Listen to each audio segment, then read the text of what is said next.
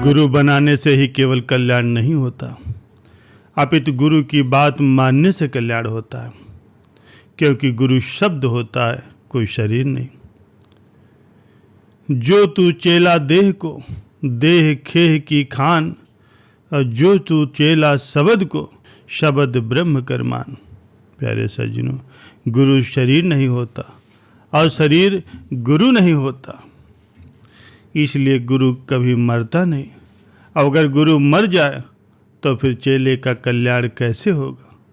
शरीर को तो अधम कहा गया है। छित जल पावक गगन समीरा, पंच रचित अति अधम शरीरा। अगर किसी का हाड़ मांस का शरीर गुरु होता है तो वो अधम होता है। इसलिए गुरु में शरीर बुद्धि करना और शरीर में गुरु बुद्धि करना अपराध है। संत एकनाथ जी के चरित्र में ये बात बहुत विशेषतया देखने को मिलती है। प्यारे सज्जनों, शास्त्रों की प्रक्रिया के अनुसार पहले तीर्थ यात्रा की जाती थी, फिर उपासना की जाती थी, फिर ज्ञान होता था। लेकिन संत एकनाथ जी के जीवन में उल्टा क्रम मिलता है। उनको पहले ज्ञान हुआ, फिर उन्होंने उपासना की और फिर गुरु जी से तीर्थ यात्रा की आज्ञा ली। जब वे तीर्थ यात्रा में थे तब उनके गांव का एक ब्राह्मण उनके गुरु जी के पास देवगढ़ पहुंचा और बोला, महाराज, आपके यहाँ जो एक नाथ था उसके दादा दादी बहुत ही बूढ़े हो गए और वो एक नाथ को याद कर कर के रोते रहते। गुरु जी को ये सुनकर बहुत आश्चर्य हुआ कि एक नाथ मेरे पास तो इतने वर्ष रहा, पर उसने अपने दादा दादी के विषय में कभी कुछ कहा ही नहीं। उन्होंने एक पत्र लिख करके उस ब्राह्मण को दिया और कहा, एक नाथ तीर्थ यात्रा करते हुए जब अपने गांव के पास आएगा तब उसको ये मेरा पत्र दे देना। और उन्होंने कहा वह अपने गांव एक दिन जरूर आएगा। वो ब्राह्मण पत्र ले करके चला गया। घूमते घूमते जब एक नाथ जी वहाँ अपने गांव पहुँचे तो दादा दादी से मिलने के लिए गांव में नहीं गए, अपितु गांव के बाहर ही ठहर गए। उस ब्राह्मण ने जब एक नाथ जी को देखा तो उनको पहचान लिया और उनके दादाजी का हाथ पकड़कर उनको एक नाथ जी के पास ले गया। संयोग से एक नाथ जी रास्ते में ही उसे मिल गए। दादाजी ने स्नेहपूर्वक एक नाथ जी को गले से लगाया और गुरु जी का वो पत्र निकाल करके कहा, ये तुम्हारे गुरु जी का पत्र है। ये सुनते ही एक नाथ जी गदगद हो गए। उन्होंने कपड़ा बिछाकर उसके ऊपर वो पत्र रखा, उसकी परिक्रमा करके दंडवत प्रणाम किया और फिर उसको पढ़ा। उस पत्र में लिखा था कि एक नाथ तुम वहीं रहना। एक नाथ जी वहीं बैठ गए, उसी रास्ते में ही बैठ गए और फिर उम्र भर वहाँ से कहीं नहीं गए।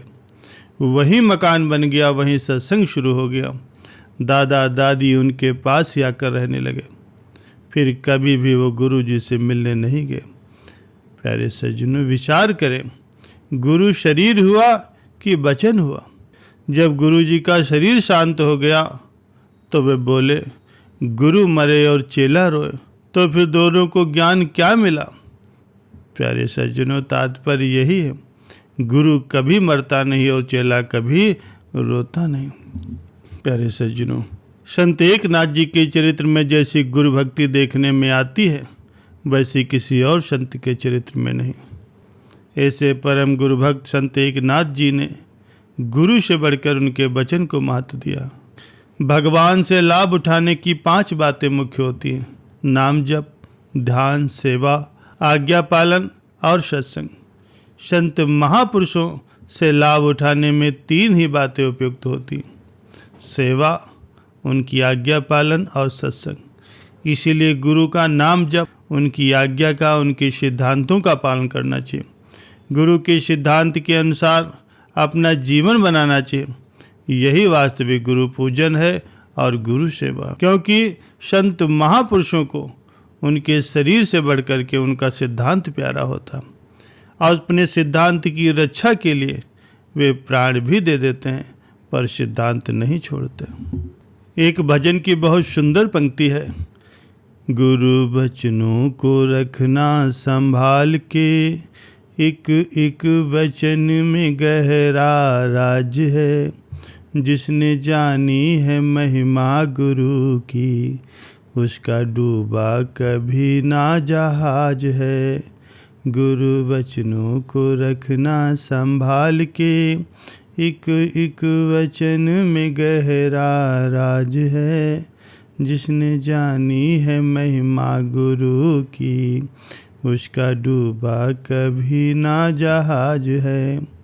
दीप जले और अंधेरा मिटे ना, ऐसा कभी नहीं हो सकता। ज्ञान सुने और विवेक जगे ना, ऐसा कभी नहीं हो सकता।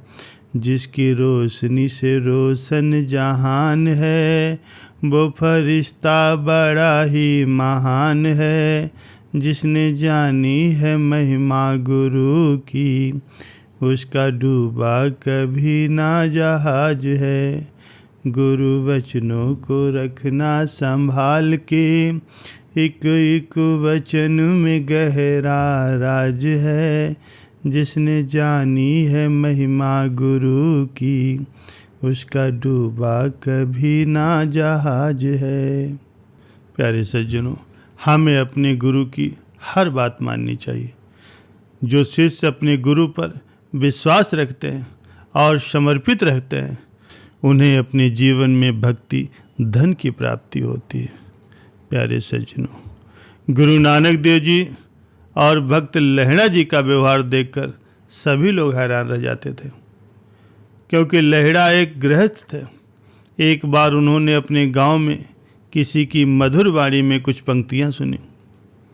उन्होंने गाने वाले से पूछा, भाई ये किसका लिखा हुआ है? गाने वाले ने कहा, ये गुरु नानक देव जी महाराज जी की पंक्तियां। लहड़ा ने विचार किया कि मुझे गुरु नानक देव जी से मिलना चाहिए। वे परिवार के साथ गुरु नानक देव जी से मिलने पहुँचे। जब नानक जी ने लहड़ा से बात की तो लहड़ा जी ने कहा, मैं सब कुछ छोड़कर यहीं रहना चाहता हूँ। नानक जी ने कहा, जिनका अपना परिवार होता है उन्हें प्राथमिकता तय करनी चाहिए। जब सही समय आएगा तब तुम जरूर आ जाना। लहड़ा अपने घर वापस आए, लेकिन उनका मन नहीं लगा और वे फिर एक दिन गुरु नानक देव जी के पास जा पहुँचे।